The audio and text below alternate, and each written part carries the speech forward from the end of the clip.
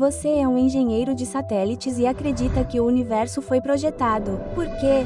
Bem, porque encontramos informações intencionais em todo o universo e isso é muito evidente em coisas feitas pelo homem, como naves espaciais de comunicação, mas é igualmente mais evidente em organismos vivos. A probabilidade de montar aleatoriamente apenas uma das proteínas das quais a vida depende é o equivalente ao sistema solar lotado de pessoas cegas, todas embaralhando cubos mágicos aleatoriamente e todas obtendo a solução ao mesmo tempo. Oh, Isso é loucura. Bem, é ridículo. Quais elementos apontam especificamente para o design? Bem, acho que provavelmente há 4 coisas principais.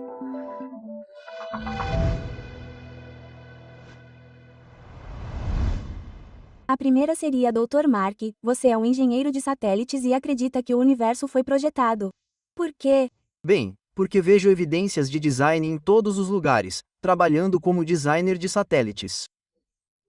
Eu estava muito familiarizado com os princípios do design, a necessidade de produzir um produto que atingisse todos os objetivos. Equilibrar os recursos concorrentes e as restrições no design. E você sabe, vejo evidências disso no mundo ao nosso redor.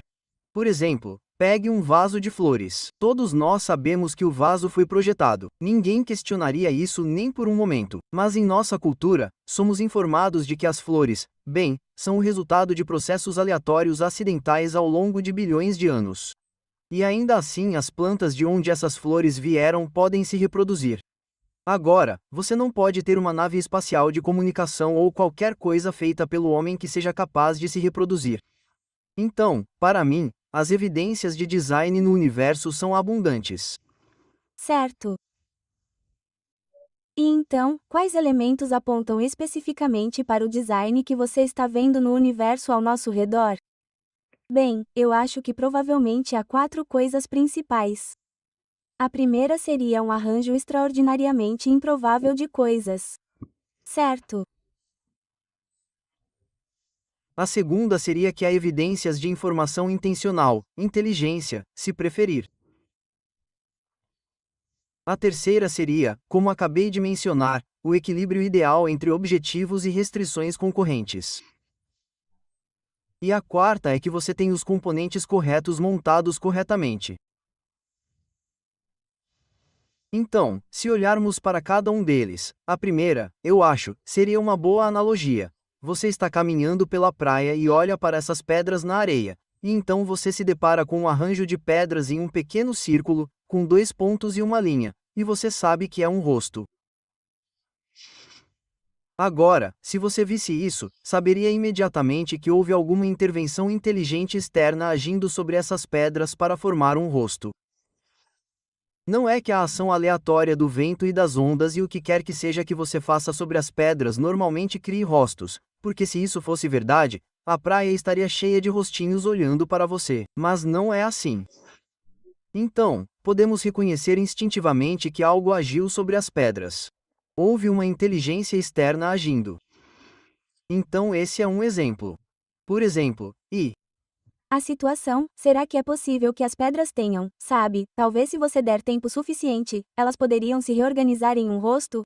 bem, você pode argumentar isso, mas, na verdade, o tempo tende a ser inimigo do processo porque, com o passar do tempo, o que observamos no universo é que as coisas realmente se deterioram. Elas se desfazem. Elas pioram cada vez mais. Então, se você começou com um rosto, o tempo e o acaso irão reorganizá-lo rapidamente e, então, talvez se você voltasse na semana seguinte, ele não estaria mais lá. Certo. Então, essa é a lei da entropia, certo? É disso que estamos falando? Isso mesmo. Na verdade, existe uma lei nas leis da termodinâmica. É chamada de segunda lei. E, essencialmente, diz que em um processo que ocorre naturalmente em um sistema isolado, ao longo do tempo, a desordem aumentará.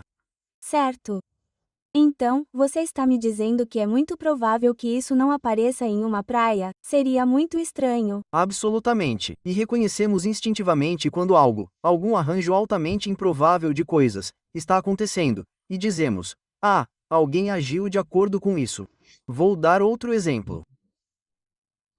Houve um caso judicial no ZEU há algum tempo, em que um escrivão de condado foi acusado de, bem, não selecionar aleatoriamente a ordem dos candidatos em uma cédula eleitoral. Era isso que ele deveria fazer. Deveria ser sorteado em um chapéu, certo?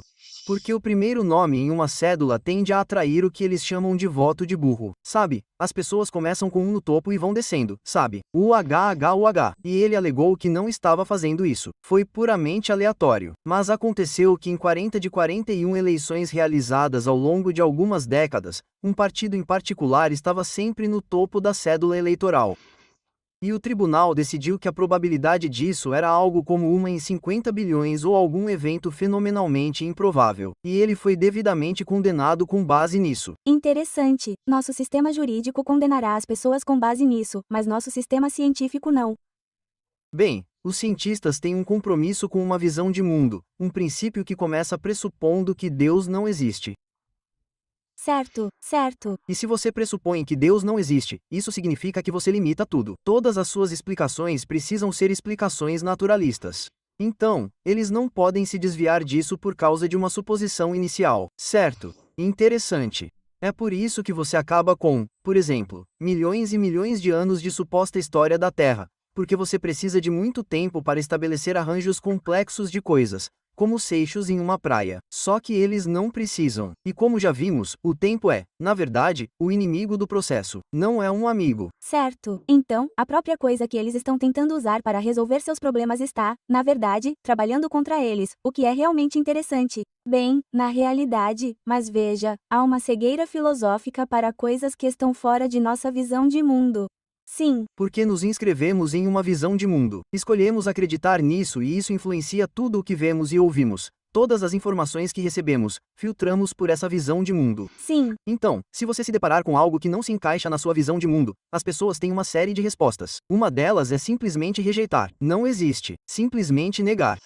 Outra é ignorar e pensar. Nossa, isso é interessante. Vou ter que pensar sobre isso um dia. Um resultado menos provável é que você permita que isso confronte sua visão de mundo e considere a possibilidade de que talvez eu precise mudar o que acredito. E é muito difícil para nós mudar o que acreditamos. Imagine se estivéssemos mudando constantemente nosso sistema de crenças, nos tornaríamos completamente disfuncionais social e relacionalmente de todas as maneiras. Portanto, nossas visões de mundo são muito importantes e as defendemos como uma resposta instintiva a algumas informações que parecem entrar em conflito com elas. É por isso que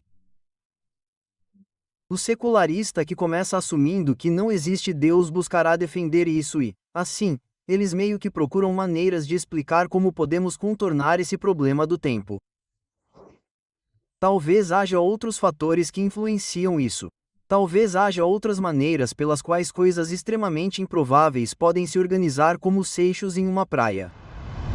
Voltaremos à entrevista em um segundo, mas primeiro gostaria de agradecer por assistir a esses vídeos. E se você não estiver inscrito, inscreva-se e ative o sininho de notificação, pois isso nos ajuda a criar mais conteúdo como este. Vamos voltar à entrevista. Uma pergunta interessante. Ouvi falar desse conceito, teoria ou sugestão de que existem muitos universos por aí e que tivemos sorte o suficiente naquele que conseguiu evoluir corretamente.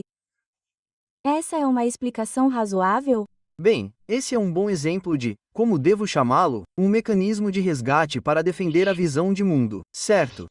Então, olhamos para a probabilidade de sistemas biológicos surgirem por acaso e ela é assustadoramente baixa.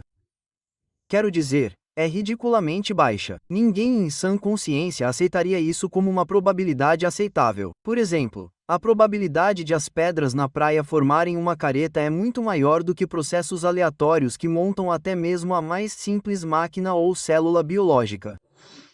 Então, como resolvemos o problema da probabilidade? Bem, uma maneira de fazer isso é aumentar o número de tentativas que você tem para resolver o problema. E é daí que vem basicamente a ideia do multiverso. É uma ideia de que há um número infinito de universos por aí. Acontece que vivemos naquele em que esse resultado específico ocorreu. Interessante. Por exemplo, eu poderia argumentar que há outro universo em algum lugar onde você e eu estamos tendo essa entrevista em um estúdio, mas estou vestindo uma camisa verde e não uma marrom. Ok. Ok, então você pode ver que é um pouco ridículo. Na verdade, é um absurdo filosófico. Sim, e totalmente desprovido de qualquer tipo de evidência observacional porque vivemos neste universo. Não podemos observar universos fora dele. UHH. Ponto. Então é uma tentativa de tentar salvar o problema da probabilidade. Certo. Então você mencionou antes que a ciência observacional. Então há uma diferença entre a ciência observacional e a ciência histórica. Como você chamaria? Bem, de fato há. E esse é um ponto muito importante porque a ciência realmente trata de tentar descobrir como o universo funciona fazendo observações que você deve ser capaz de repetir, a propósito, para que outros possam confirmar ou negar seus resultados. E é assim que tentamos entender as leis e os princípios da física, por exemplo. E então, sendo seres muito criativos, pegamos essas leis e princípios e inventamos coisas incríveis como computadores e satélites de comunicação, por exemplo. É como se essa fosse a seção de engenharia. Sim, certo, certo. Então você estuda primeiro, depois usa as regras que entende e conseguiu observar para então inventar a próxima coisa. E então implementar. É assim que nosso conhecimento de como o universo funciona cresce. É por meio da ciência observacional, certo?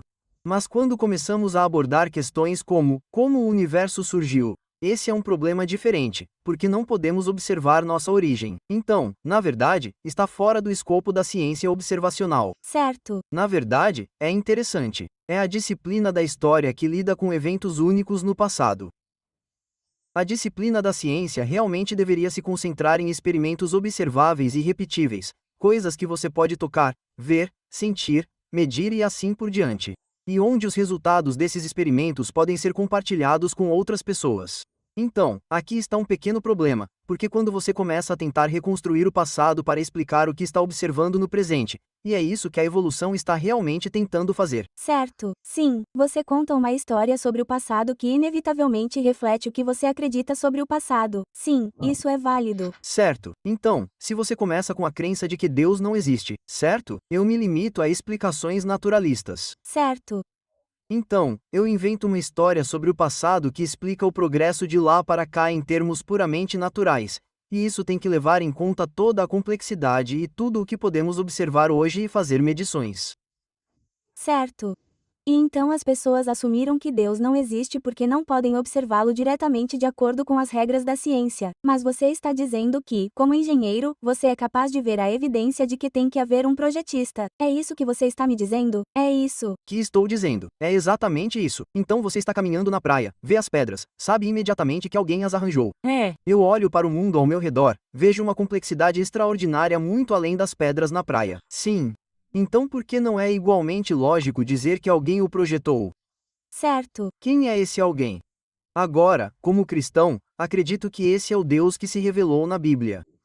E ele nos diz na Bíblia que criou os céus e a terra em 6 dias de duração normal, assim como os dias que vivenciamos agora. E também fornece uma linha do tempo no que chamamos de cronogenia nos capítulos iniciais de Gênesis. E a partir disso podemos concluir que o universo foi criado há apenas 6.000 anos. Agora, esse é um resultado espetacularmente diferente. Mas é baseado, em primeiro lugar, na crença de que a Bíblia é verdadeira. Então, isso é uma crença. Esse é um passo de fé. Mas também confirmado e afirmado por todas as observações que fazemos, seja na ciência ou na arqueologia, história, teologia, filosofia, qualquer coisa. Qualquer disciplina humana pode ser aplicada, eu acredito, e testar as escrituras e isso acaba sendo verificado como verdadeiro todas as vezes. Interessante. Isso é interessante. E isso provavelmente também é muita coincidência. Na verdade, pensando bem, seria muito estranho se não fosse verdade. Bem, exatamente. E eu acho que isso é uma confirmação da verdade porque se a Bíblia é verdadeira e se seu registro do que aconteceu no começo é verdadeiro, então você esperaria que todas essas outras coisas naturalmente a confirmassem. Se de fato elas são objetivas e verdadeiras em suas próprias disciplinas e como elas abordam o problema. Então o problema é que o evolucionista tem um ponto de partida diferente. Sim. Certo, ele começa dizendo, bem, não existem deuses, tenho que explicar tudo naturalmente. MHM. E ele se depara com becos sem saída o tempo todo. Infelizmente, esses becos sem saída não são discutidos em nossos cursos de ciências, universidades, documentários de TV e coisas do tipo. Tudo parece muito bem embrulhado com um laço no topo.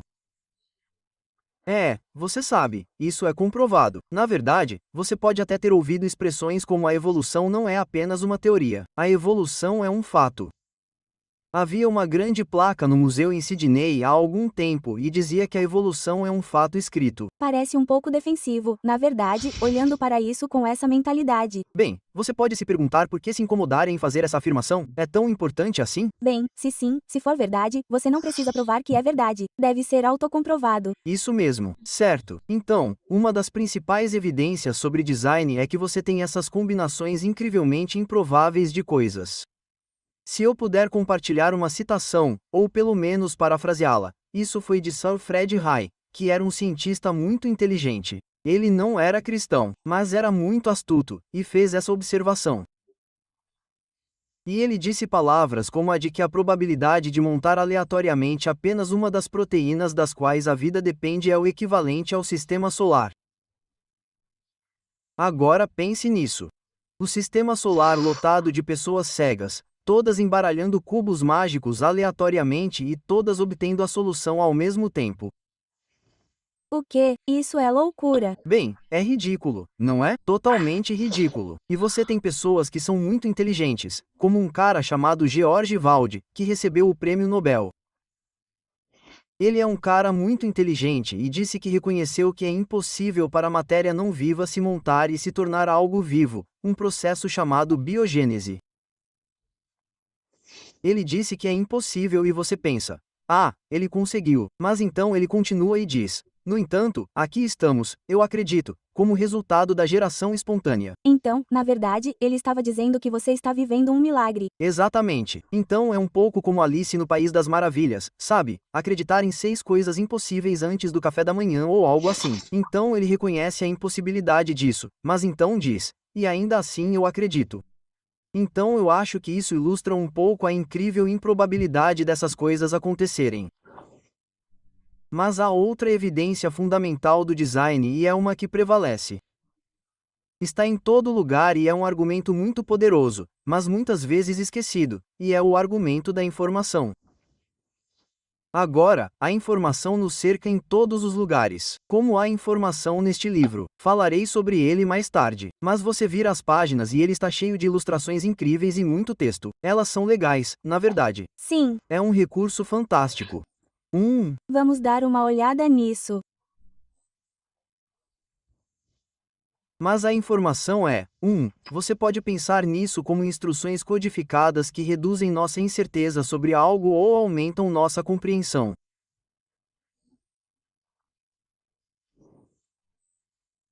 E eu compararia isso a, digamos, uma boa ilustração de livro. Quando você abre um livro e o lê, você vê todas essas letras, mas a informação que está recebendo não é um produto da tinta e do papel. É como a tinta foi organizada para formar letras que reconhecemos. E as letras você reúne em palavras que são consistentes com um vocabulário conhecido que o escritor e o leitor do livro devem compartilhar. Sim. E as palavras têm que ser organizadas em frases gramaticais para que capturem o significado. Sim, porque se você zombar disso, também causaria problemas. Sim. Sim. Como nessa conversa, uma ideia pode surgir na minha mente. Então eu a codifico como uma frase em inglês e depois a falo. MHM. Você ouve e depois decodifica porque também entende inglês. E então espero que a ideia que surgiu na minha mente surja na sua. Isso é muito interessante. Na verdade, pensando bem, estudamos esse tipo de conceito na universidade, mas na universidade eles falam sobre esse tipo de coisa. Eles também chamam isso de telas culturais porque acrescentaram outro nível, que é que a comunicação por meio de visões de mundo também é interessante porque se você está se comunicando com a mesma visão de mundo, é mais fácil se comunicar. Já se você tem visões de mundo cruzadas. Isso mesmo. Então, o significado pode se tornar no processo. Isso mesmo. Em termos de engenharia, ao fazer links de comunicação por satélite, você tem a possibilidade de ruído ser injetado no canal de comunicação, causando erros. E então os engenheiros passaram muito tempo projetando links de satélite e links de comunicação em geral para que a relação sinal-ruído fosse tal que você obtivesse uma reprodução fiel da mensagem no receptor. Sim, porque isso poderia causar alguns problemas, não é? Bem, com certeza, e causa, principalmente em links de satélite, porque os sinais são muito fracos, e então você tem que extraí-los do ruído. Sim. Então, mas esse processo de comunicação requer algumas pré-condições. Uma delas é que ambos tenhamos o código correto. Ambos entendamos inglês, certo?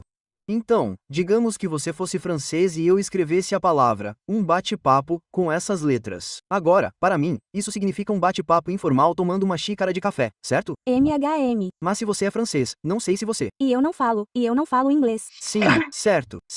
E você não fala inglês. Eu deveria acrescentar esse provedor. Para alguém que sabe francês, isso significa um gato. Ah, sim, isso pode ser um problema, não é? Certo. Então, como você pode entender do que ele está falando? Você sabe. Sim. Então, você tem que ter o. Nós dois temos que compartilhar esse código pré-existente. Mas aqui está a questão. Não posso te dar 1 quilo de inglês. Certo? É uma quantidade de massa. É uma coisa abstrata. Não é material. Certo. Então, aqui está um problema para o evolucionista que acredita que o mundo material é fundamentalmente tudo o que existe. Mas a informação não é material. Certo? E descobrimos que a informação está em todo lugar. Então, como um projetista de satélites, tenho que especificar as características de desempenho que quero da espaçonave que vai para o fabricante. Eles interpretam isso em projetos de sistemas de peças componentes, etc.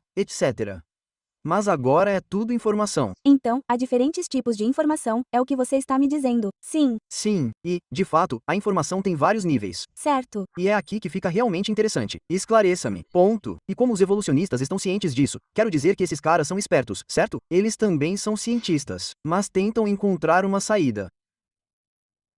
E muitas vezes o que o evolucionista faz é ter uma discussão sobre probabilidades e assim por diante em termos da natureza estatística de uma mensagem ou informação. Então digamos que isso aconteceu comigo uma vez. Deixe-me contar uma história rápida. Fiz minha primeira viagem ao exterior depois dos meus anos de universidade e não tinha um orçamento bom e fiquei sem dinheiro. Então enviei uma mensagem para meu pai e isso é verdade, pedindo para ele me enviar algum dinheiro. E ele tinha um bom senso de humor. Meu pai respondeu e disse para ele mudar seu estilo de vida, o que está certo. Obrigado, pai, mas eu realmente preciso de dinheiro. Mas vamos pensar sobre isso por 1 minuto. Digamos que eu escrevi a mensagem. Por favor, envie dinheiro. Agora, eu pensei nisso antes e descobri que ela tem 17 letras e espaços. Agora, imagine se você tivesse um saco de letras do alfabeto, como peças de Scrabble, e um espaço em branco, mas 26 letras do alfabeto. Então, há 27 coisas na sacola. Certo. E você tira uma aleatoriamente. Você escreve e coloca de volta. Tira outra. Coloca de volta. Qual é a probabilidade de você soletrar? Por favor, envie dinheiro.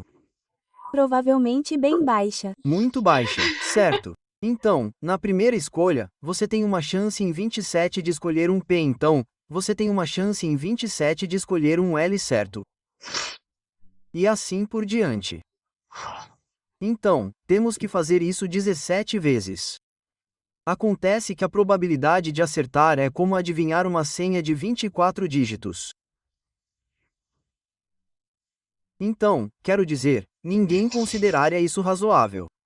Não é uma chance razoável, é? Você simplesmente apaga, certo? Sim, não funcionaria. Não funcionaria. Então, esse é o nível estatístico. Mas se eu deixar você escolher 17 coisas e anotá-las, você obterá apenas esta sequência aleatória de letras.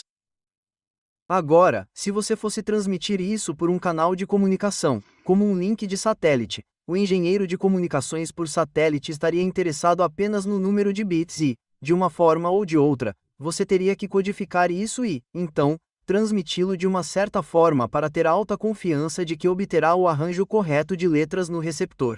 MHM. Mas você não se importa com quais são as letras. Portanto, uma sequência aleatória tem exatamente o mesmo conteúdo de informação que, por favor, envie dinheiro.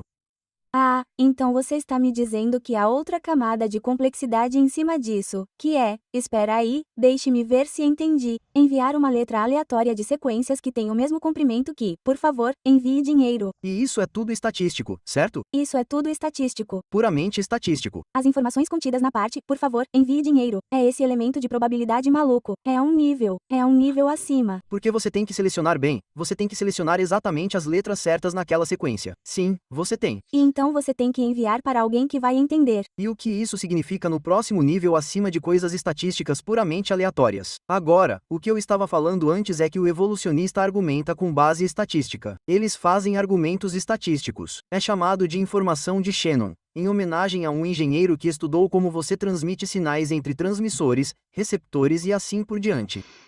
Então, quando você começa a organizar as letras para que certa sintaxe seja observada, como na língua inglesa, é quando você obtém um nível sintático. Certo, sim. Tudo bem, agora estamos começando a fazer seleções específicas de letras em ordens específicas. Mas então há outro nível novamente. Eu poderia enviar as palavras completamente embaralhadas e você ainda não obteria significado delas. Mas se eu as organizo para obedecer às leis da gramática, então tem um nível semântico que agora transmite um significado. Então, é somente quando você chega à semântica que você obtém significado. Então temos estatística, que não tem significado. Você tem sintático, que está em conformidade com um código, mas não necessariamente tem significado. MHM. E então finalmente você chega à semântica onde o significado está sendo transmitido. Agora, Você recebe o sinal, o significado, e age de acordo com ele. Então esse é um nível pragmático. Por favor, envie dinheiro. Espero que agora você vá até seu computador e providencie o envio de alguns fundos de sua conta para minha conta. MHM, espero que seu pai tenha feito isso.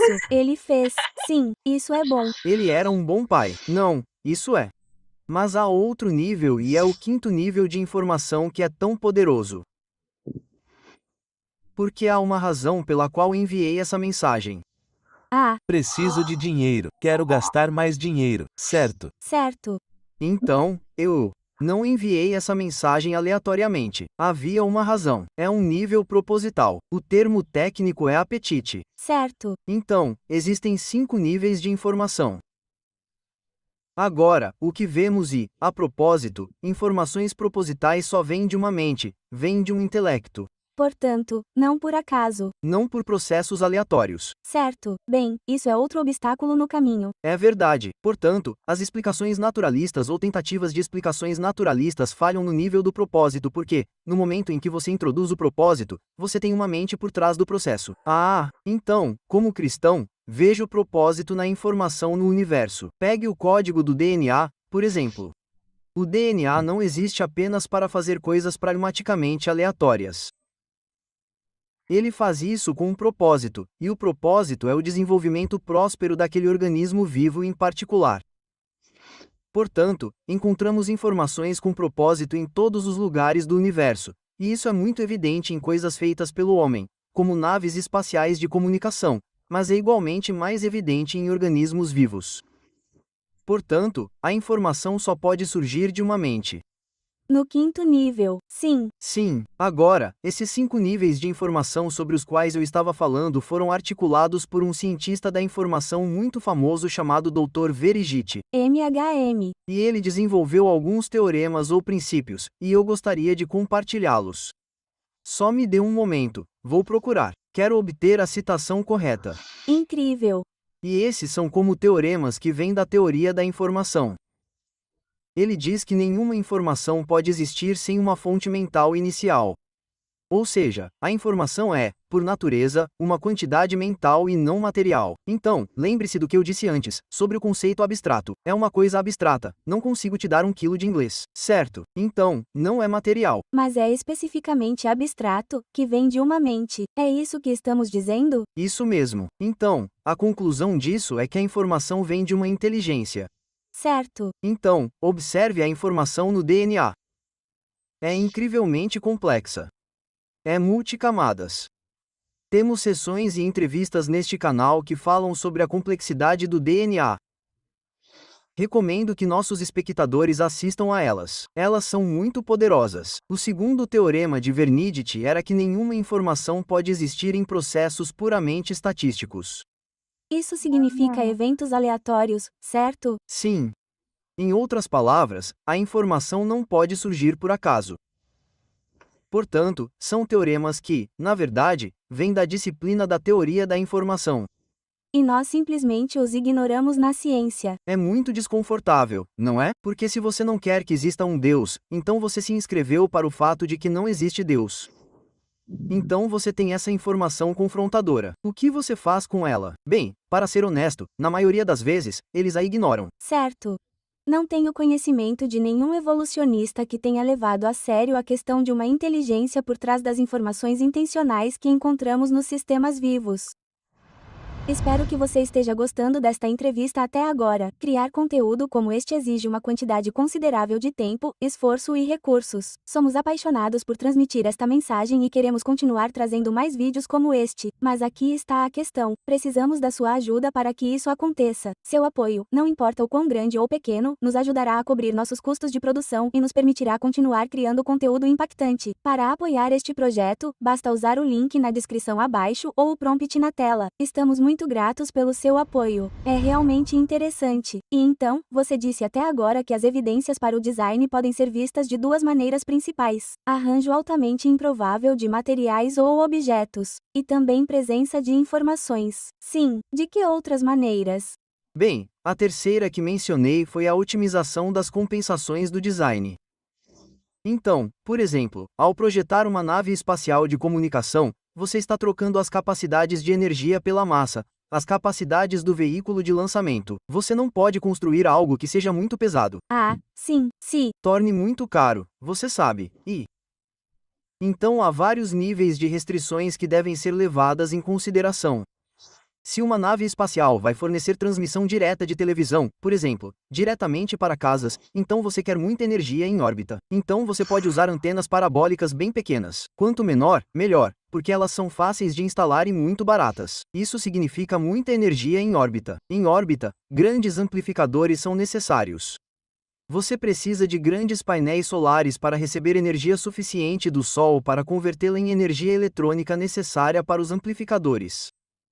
E aqui está outro problema, porque os satélites de comunicação são eclipsados na época do equinócio porque eles passam pela sombra da Terra e, conforme passam, para onde vai sua fonte de energia? Então, eles precisam carregar baterias, e as baterias precisam fornecer toda a capacidade de energia para a carga útil por até 72 minutos, que é mais ou menos o tempo que dura o eclipse. Uau! Conforme o satélite passa pela sombra da Terra. Então, muita energia no satélite, baterias grandes. Baterias são pesadas. Então você se depara com um satélite muito pesado, mas agora temos que pagar pelo lançamento. E vários fornecedores de lançamento têm várias faixas de capacidade de massa e preço. E o preço tende a disparar. Devo correr o risco de um trocadilho, como você. Oh, isso foi bom, muito bom, desculpe, muito bom. Mas definitivamente dispara conforme você aumenta em etapas de massa. Sim. Então você tenta estar sempre dentro da capacidade de um veículo de lançamento econômico, mas ainda atendendo aos seus requisitos. Sim, e isso é metade da diversão da criatividade também, não é? Mas é o desafio do equilíbrio ideal entre requisitos concorrentes. MHM. Mas vemos isso em todos os organismos vivos, certo? Eles precisam executar uma função em um grau adequado de desempenho. E eles precisam cumprir com todos os tipos de outras restrições, restrições físicas e todos os tipos de coisas. Então, se você pegar alguns exemplos, por exemplo, o design de uma articulação do joelho, é um exemplo clássico de um mecanismo de 4 barras. Explicar o que é um mecanismo de 4 barras. Eu não sou engenheiro. Bem, na verdade eu não sou engenheiro mecânico, então talvez eu devesse jogar a carta do engenheiro elétrico neste momento. Mas os mecanismos de barra são designs muito inteligentes que permitem uma variedade extraordinária de amplitudes de movimento, mantendo a força e assim por diante. Certo. E a maneira como os ligamentos são dispostos no joelho forma um mecanismo clássico de 4 barras. Há ótimos artigos em nosso site creation.com que abordam esse problema específico, juntamente com muitos outros. Design está presente em todos os lugares que olhamos. O design dos olhos é extraordinário. Existem vários designs diferentes para os olhos. Alguns são refrativos, como nossos olhos que têm lentes e temos uma retina. E temos um sistema complexo que varia a quantidade de luz que entra, dependendo se são níveis baixos ou altos de luz. Você tem visão colorida. Você tem bastonetes e cones na retina. Você tem um nervo óptico que vai para uma parte dedicada do cérebro que simplesmente interpreta esses sinais para que todos possamos ver. Muitas partes diferentes e complexas e todas organizadas de forma otimizada. Mas eles também são refrativos, desculpe, olhos reflexivos como os olhos de uma lagosta, que são uma série de espelhos, se você preferir. Isso é incrível. Extraordinário. E para o evolucionista, isso é um grande problema porque o olho não só tem que se formar aleatoriamente ao longo de milhões de anos, como tem que fazer isso umas 30 vezes com todas essas variedades de designs diferentes. E toda vez que você tenta digitar um documento do Word em um computador, acontece alguma coisa, você perde o documento e tem que começar de novo. Sim, isso mesmo. Você tem que começar. Você tem que fazer todos esses olhos assim. Isso só torna a tentativa naturalista de explicar os sistemas biológicos bem inútil, para ser honesto. Sim. Então vemos designs ideais em todos os lugares, e os engenheiros realmente copiam designs da natureza porque eles são muito bons. Então a admissão implícita é que esses são designs brilhantes. Você notará quando for voar em uma aeronave, agora as pontas das asas se voltam para cima. Sim, houve um tempo em que os aviões não tinham pontas das asas viradas para cima. Então... Sim, eu ia dizer que os modelos iniciais não pareciam tê-las. Exatamente. Então, por que agora? Bem, alguém viu uma águia pousar e percebeu que, Elas fazem isso. ao pousar, as pontas das asas sobem. Então, eles pensaram, será que isso acontece? Existe uma razão? Agora, essa é uma diferença filosófica interessante, se você gosta do imperativo científico ou do design entre as duas visões de mundo diferentes, certo? Então, se você acredita que existe um designer, um Deus que criou o mundo, então você é motivado a tentar entender as razões pelas quais o designer colocou algum recurso em prática. Você também assume que havia uma razão para começar. Exatamente. Você também assume que seu cérebro funcionará de forma confiável e lógica e que você pode ter pensamentos lógicos, mas essa é outra suposição. Você está certo. Uau, ok, isso destrói tudo. Bem, exatamente. Porque se você olhar para o produto do acaso, como saberia que seus pensamentos de hoje serão os mesmos pensamentos de ontem? Não há garantia. Mas se você acredita, do ponto de vista naturalista, que Deus não existe, então você não sabe se isso é acidental ou aconteceu por acidente. Por que eu investigaria? É apenas um produto do acaso cego. Então, bem no fundo, há uma motivação e um incentivo completamente diferentes em fazer ciência. Isso explica por que muitos dos primeiros cientistas eram cristãos. Eram cristãos e, de fato, já. Ouvi isso por aí. É absolutamente verdade. A ciência nasceu da cultura cristã, de uma visão de mundo cristã. Foi daí que surgiu a ciência. E é por isso que muitos dos primeiros cientistas, pessoas como Sir Isaac Newton e Michael Faraday e, você sabe, a lista continua, Maxwell e outros eram cristãos devotos que acreditavam estar investigando um mundo criado e projetado. Na verdade, Johannes Kepler, o astrônomo, disse a famosa frase: fazer ciência é como pensar os pensamentos de Deus depois dele. Já ouvi isso antes. Essa é uma boa citação. É mesmo, é realmente maravilhosa. Por que as asas dos pássaros ficam viradas para cima? Bem, acontece que isso reduz a quantidade de turbulência e, portanto, o arrasto. Então, os engenheiros dobraram as pontas das asas e as colocaram em túneis de vento. Veja só, há menos arrasto. Agora, arrasto significa que você usa mais combustível. Combustível significa dinheiro. Então, agora é mais econômico voar em aviões com as asas viradas para cima. Pronto. E você olha para uma pequena lagartixa que corre de cabeça para baixo em um teto de vidro ou algo assim. Como diabos ela faz isso? Sim. Seus pés são incrivelmente complexos em seu design. A propósito, tudo isso é discutido neste livro sobre design, sobre o qual compartilharei um pouco mais tarde. Olhos legais. E então, como isso acontece? Bem, os cientistas examinaram com microscópios como são os pés de uma lagartixa, e eles são extraordinários. Eles não são iguais aos nossos. Não podemos andar de cabeça para baixo. Eu ia dizer que se eu fizer isso, teremos alguns problemas. Exatamente.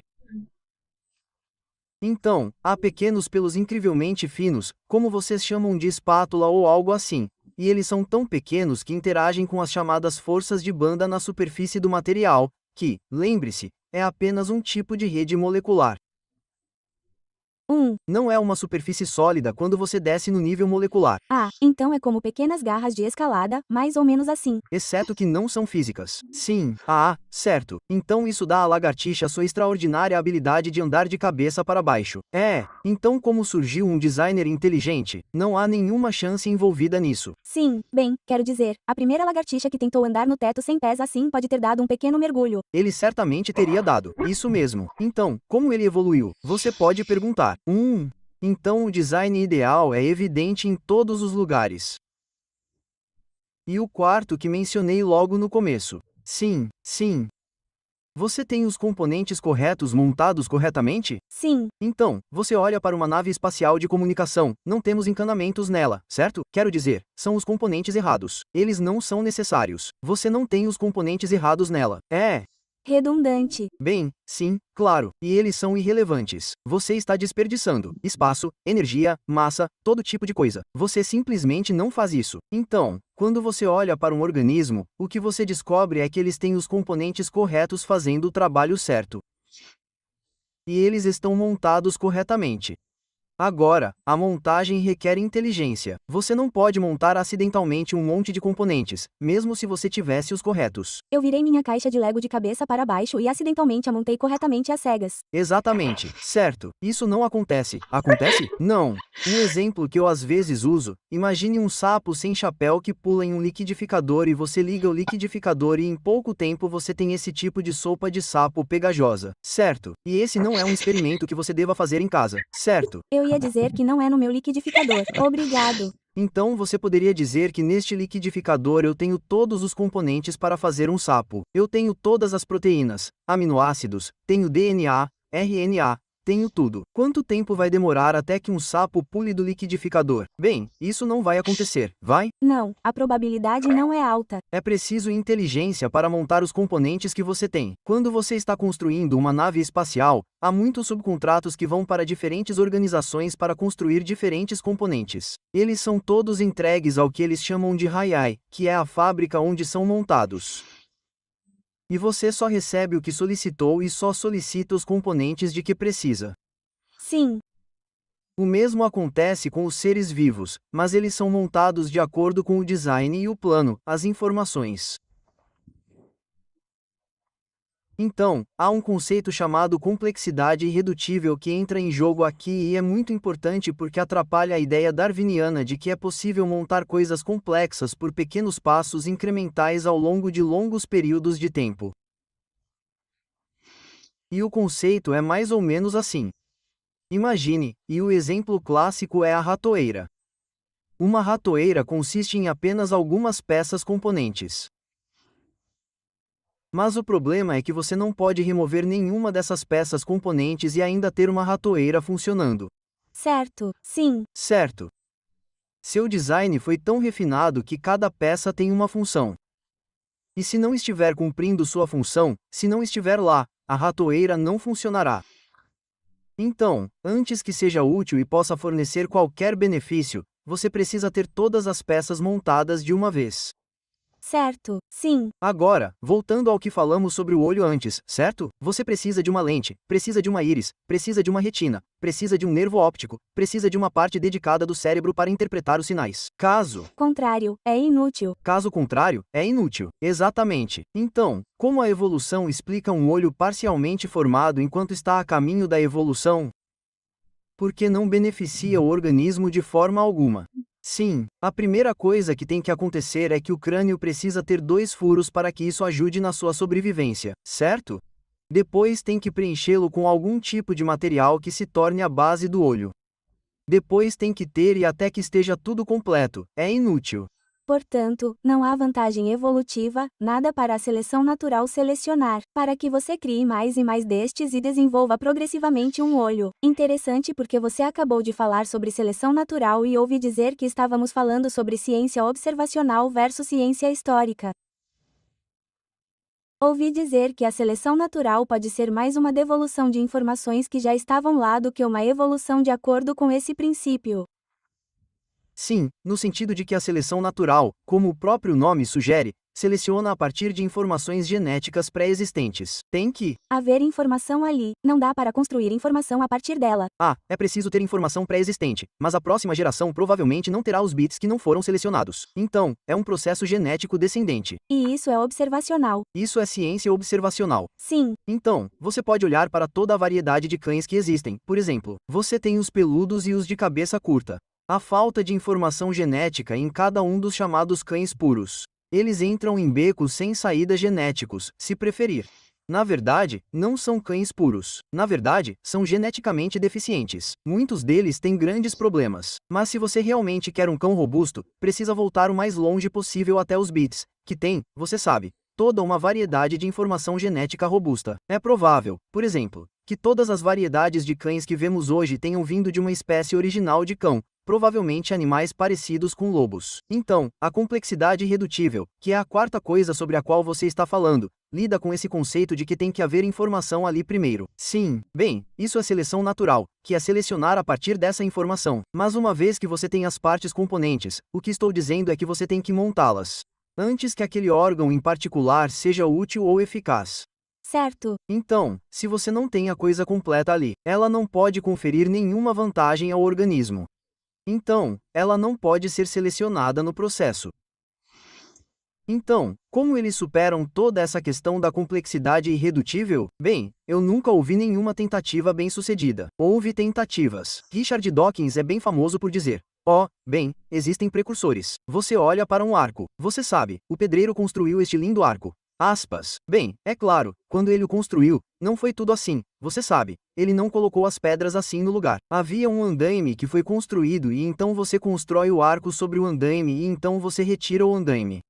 Então ele disse que tudo o que você precisa na história evolutiva é algum tipo de precursor do andaime. E então o andaime desaparece porque não é mais necessário e você fica com o arco. Por que ele se desenvolveria se o andaime já estivesse lá? Bem, sim.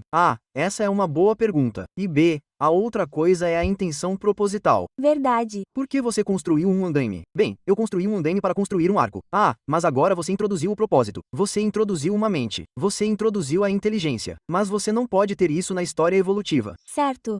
Seleção natural é um processo sem direção. Ela não pode decidir. A seleção natural não pode pensar: eu preciso ter um arco aqui, então precisamos selecionar isso para que possamos construir isso para obter aquilo. Não acontece dessa forma. É a intenção proposital novamente. Certo? Sim. Portanto, não há explicação para o problema da complexidade irredutível da montagem das partes componentes.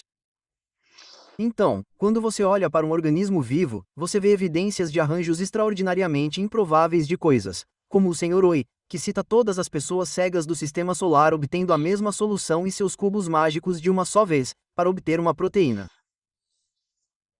Você tem a presença de informações inteligentes com propósito. Em todos os lugares, você tem designs ideais que fazem compensações complexas entre requisitos e recursos concorrentes e, finalmente, você tem os componentes corretos montados corretamente. Todas essas coisas são marcas registradas do design. Nós as encontramos em todas as coisas feitas pelo homem e as encontramos em abundância absoluta em organismos vivos, que são muito mais complexos porque podem se reproduzir. Quanto ao conceito de beleza, isso se enquadraria na categoria desse quinto propósito ou para onde isso vai? Acho que sim. Na verdade, isso é parte do nível de informação com propósito, mas é como uma quinta evidência de design, porque o que vemos na natureza é beleza, beleza adicionada além da mera funcionalidade. Então, pense nisso do ponto de vista do projetista de espaçonaves. Em nenhum momento nos sentamos e especificamos que o ônibus espacial, que é o corpo que contém todos os componentes eletrônicos, tinha que observar a proporção áurea para ter as proporções e dimensões corretas. Não nos preocupamos com a cor do satélite, com as cores misturadas entre os painéis solares e as superfícies refletoras da antena. Sim, porque você está buscando algo prático. Exatamente, é puramente funcional. Queremos apenas algo que funcione e seja eficaz e econômico para fazer seu trabalho. Mas o que vemos ao nosso redor é uma beleza que vai muito além da mera funcionalidade. É uma beleza artística. As coisas são belas por si mesmas. E acho fascinante que no livro de Gênesis, no capítulo 2, Deus se refere às árvores no jardim do Éden que eram agradáveis aos olhos. Sim, Não é incrível? Então, uma árvore cumpre uma função por meio do processo de fotossíntese, onde absorve dióxido de carbono, produz oxigênio, extrai água e açúcares do solo e cresce, e assim por diante. é basicamente uma máquina bonita. É isso que você está nos dizendo? É. Isso que eu estou lhe dizendo. É uma máquina linda. Não precisa ser linda para funcionar. Poderia ser algo grotesco e feio e ainda faria o mesmo trabalho. MHM. Mas olhe para todas as diferentes texturas, folhagens, cores nas árvores. É incrível a profusão de beleza em Todos os lugares. Em. todos os lugares. Isso fala de um ser pessoal que é amoroso. É incrivelmente criativo e apenas aprecia a beleza por si só. E nós apreciamos a beleza por si só também porque fazemos coisas bonitas, músicas bonitas, obras de arte bonitas e assim por diante. Você diria que é uma evidência de ser feito à sua imagem? Eu acho que é bem verdade. Embora a tenhamos destruído, ao longo do tempo com o pecado. Mesmo depois da queda do homem, mas o que isso me diz é o quão extraordinariamente bela deve ter sido a criação original. Vivemos em um mundo quebrado. Sabe, foi como se a queda tivesse ocorrido há 6.000 anos. Tudo está se deteriorando. Nossos genes acumulam cada vez mais mutações. Temos doenças genéticas, deformidades genéticas. Vemos isso em plantas e outros animais vivos. Temos erosão acontecendo. As coisas estão se deteriorando em todos os lugares. Falamos sobre o tempo antes. Sim. É o progresso inexorável do tempo. Tudo está se esgotando. Não está ficando cada vez melhor. Tudo está se deteriorando. E, no entanto, no mundo de hoje, vemos uma beleza extraordinária. Sim, mesmo apesar de todos os anos em que estamos nos deteriorando. Então, olhamos para este mundo destruído e é lindo. Imagine como teria sido. Mas a Bíblia diz algo ainda mais surpreendente. Ela nos diz que Deus vai recriar. Ele vai trazer um novo céu e uma nova terra à existência porque este mundo está apodrecendo e decaindo ao nosso redor. Ele vai substituí-lo no fim dos tempos. A Bíblia diz que Jesus vai retornar e, cara, isso vai ser um evento extraordinário. Sim, E possivelmente não muito longe. sim, Então, um novo céu e uma nova terra estão chegando.